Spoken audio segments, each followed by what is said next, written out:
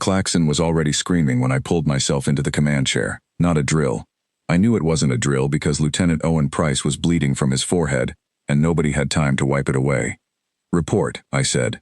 14 Varric cruisers just dropped out of fold space over Callisto Station, Owen said. They opened fire without a single transmission, no warning, no demand, nothing. I stared at the tactical screen. 14 ships. We had 3. Commander Iris Calloway was standing at the weapons console, her jaw tight, her eyes moving fast across the readouts. She had been in the Navy for 11 years. I had never seen her look afraid before that moment. She looked afraid now. "Captain Harlan," she said, turning to me, "we cannot fight this. Our shields are already at 60% from the first volley. If they hit us again with those railguns, we are done." I already knew what she was saying was true.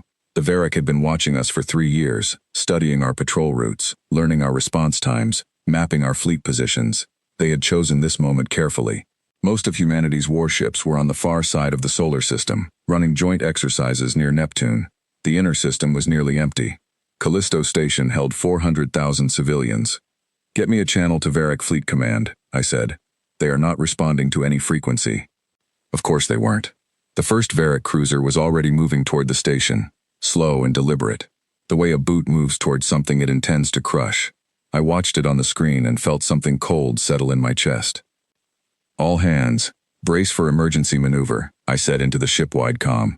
Then to Owen, "Full thrust. Put us between that lead cruiser and the station." "Captain, that puts us directly in their firing line." "I know where it puts us." He didn't argue. He was a good officer. He punched the thrust command and the deck shuddered under my feet as the Meridian burned hard toward a position nobody wanted to be in. The other 2 human ships, the Ashford and the Lennox, fell in behind us without a word from their captains. We had all understood what was happening the moment the Varric appeared. We were buying time. We just didn't know if there was anything to buy it for. The second volley hit us before we finished our turn. The Meridian rolled hard to port, alarms screaming from 3 different sections simultaneously. I grabbed the armrest and held on. The lights flickered. Someone down the corridor was shouting. "Shields at 31%, Iris said. Her voice was almost calm. Almost. "Damage? Hull breach on decks 7 and 8. Sections sealed. We have injured." I looked at the screen. The Varric weren't even rushing. That was the worst part. They were moving slowly, methodically, like they were completing a task they had already finished in their minds. They knew how this ended. They had run the numbers. 14-3 was not a fight. It was an execution. I opened a channel to the other 2 captains. "Connor," I said. "Captain Connor Webb of the Ashford," answered immediately. "Still here, Harlan." "Eleanor." "Captain Eleanor Fitch of the Lennox." "Shields are failing. Maybe 2 more hits." Her voice was completely steady. She was the calmest person I had ever known, and I had always admired that about her. "We hold position," I said. "We do not let them reach the station." There was a brief silence. "Understood," Connor said. "Understood," Eleanor said. I turned back to my screens. 14 enemy ships, 3 of ours.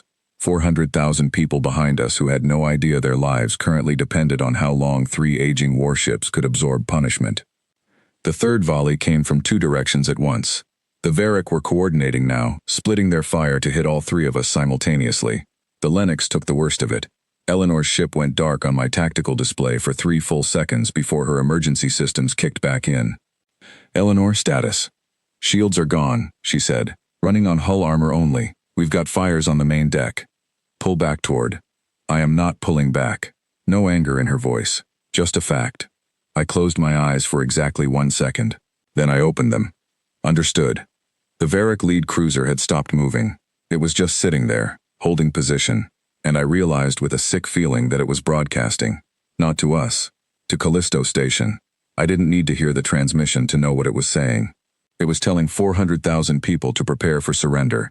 It was telling them that their military had failed, and that their protectors were broken, and that the only question left was how much they were willing to suffer before they accepted the new reality. I wanted to say something defiant into the comm, something worth saying, but there was nothing. There was just the tactical screen and the sound of my own ship groaning under the stress of another impact. Owen turned in his chair. His face was pale.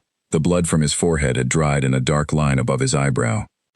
"Captain," he said quietly, "I'm picking up a signal. It's faint. Very faint. Could be interference." "What kind of signal?" "It's on the emergency military band." He paused. It's a fold space entry warning. I looked at him. Fold space entry warnings were issued when a large number of ships were about to drop out of transit simultaneously, to prevent collision with anything already in the area. The warning was automated. It triggered based on mass. How many ships are we talking about? I asked. Owen looked at his console. Then he looked at me. Then he looked at his console again, as if he needed to check it a second time because the first reading seemed impossible. The mass signature suggests... He stopped. Owen. 312 ships, Captain. The bridge went completely quiet. I heard Iris make a sound that was not quite a word. 312 ships. Our entire reserve fleet. Ships that were supposed to be in exercises. Ships that had no reason to be anywhere near the inner system. Ships that, by every deployment schedule I had ever seen, should have been weeks away from Callisto. The Varric hadn't moved yet. They hadn't detected the signal or they hadn't understood what it meant. They were still moving slowly, still methodical, still certain. Then the fold space tiers opened. They didn't open one at a time. They opened all at once, in a ring around the entire combat zone, like someone had drawn a circle around the Varric fleet and then simply pulled reality apart along that line. The light was extraordinary. Brilliant white gold tiers in the fabric of space, each one large enough to swallow a small moon.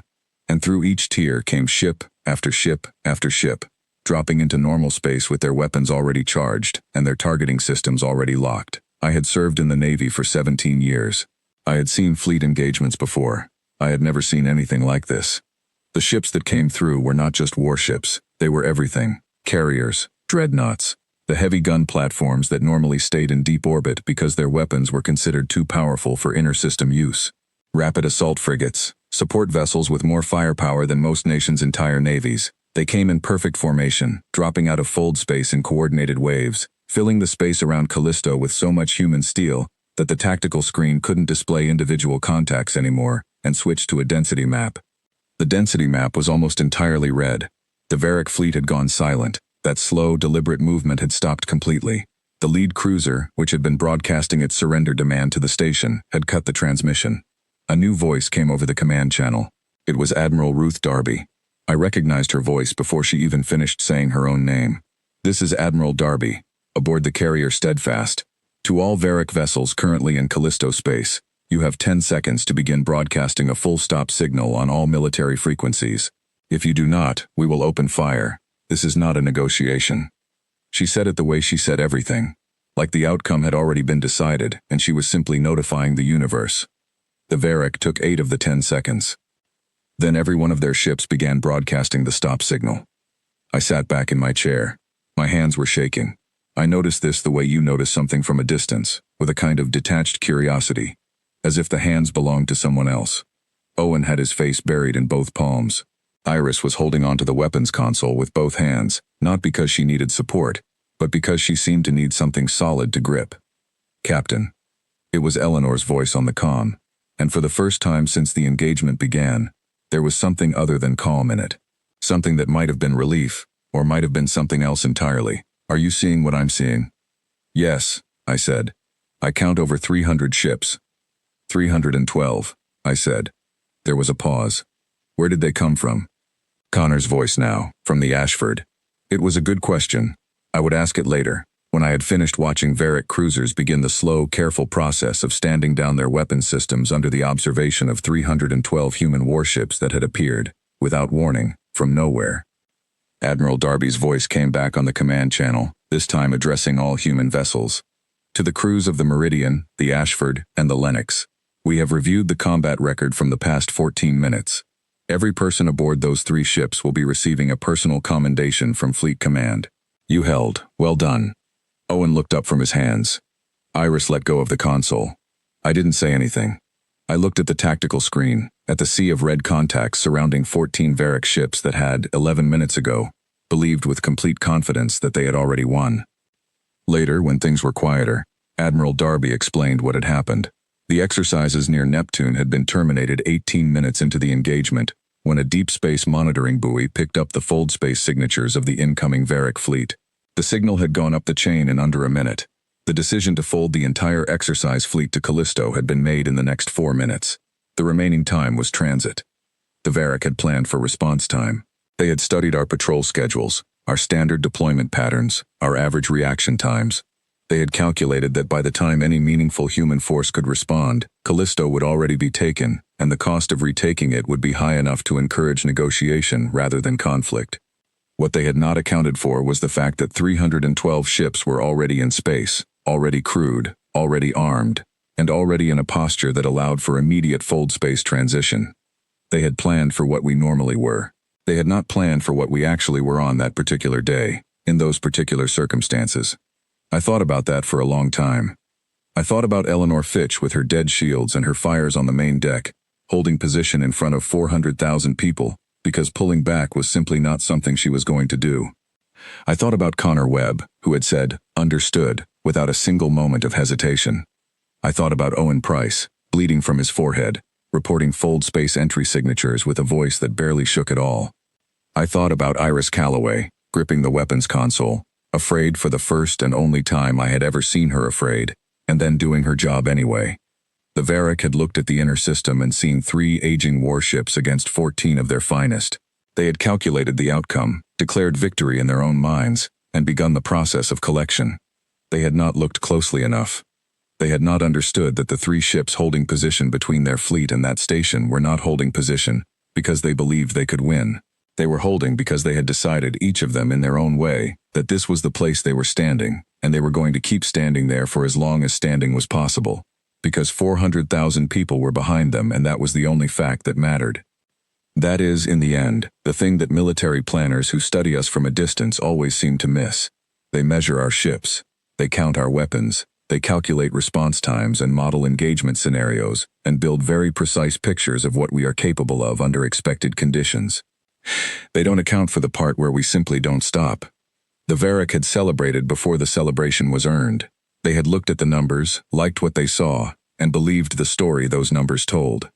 The story was wrong. It was wrong because they were watching the numbers and we were watching each other, 3 captains on 3 damaged ships, and none of us had said the word retreat, and that is a thing that does not appear in any calculation I have ever seen. The 14 Varric cruisers were escorted out of the system 3 days later, under the observation of a fleet that, as one Varric commander reportedly said in a debriefing, seemed to materialize from nothing. It didn't materialize from nothing. It came from the same place everything we have ever built has come from people who showed up, did the work, held the line, and didn't flinch when the numbers said they should. 312 ships arrived from the void that day, but the 3 who were already there are the ones I think about.